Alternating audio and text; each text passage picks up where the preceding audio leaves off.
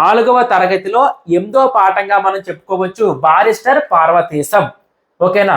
Barrister పార్వతీశానికి సంబంధించినటువంటి ప్రక్రియ కథనం.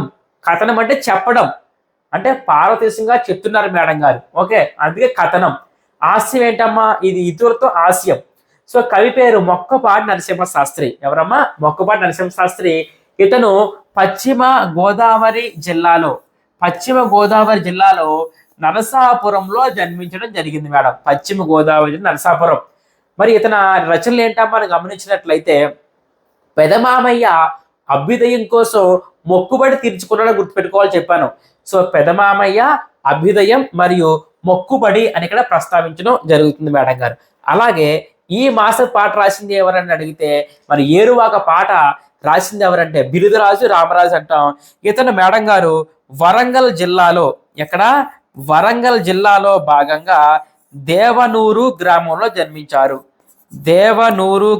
జన్మించారు. ఇతను తెలుగు జానపద గేయ సాహిత్యంపై తెలుగు జానపద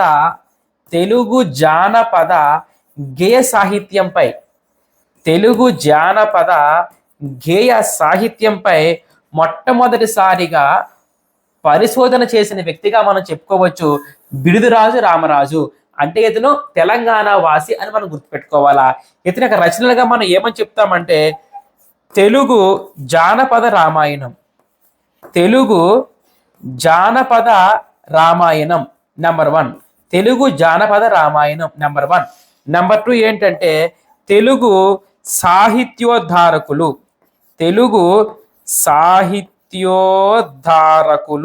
అని ఇక్కడ మనం ప్రస్తావించడం జరుగుతుంది మేడం గారు. 2 రచనలు ఇక్కడ ఇవ్వడం జరిగిందమ్మా. ఎవరు రాశారంటే బిరుదరాజు రామరాజు అని ఇక్కడ మనం నేర్చుకోవచ్చు.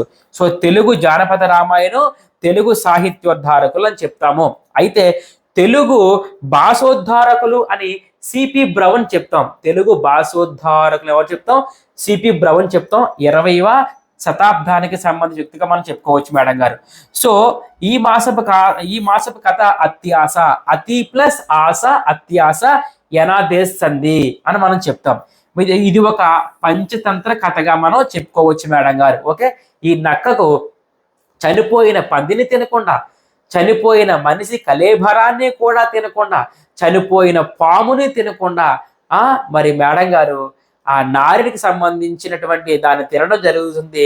అది నక్క గుండెల్లో గుచ్చుకుపోతుంది. కాబట్టి మనకి ఏముండకూడదు? అత్యాశ ఉండకూడదు అని ఇక్కడ చెప్పడం జరుగుతుంది.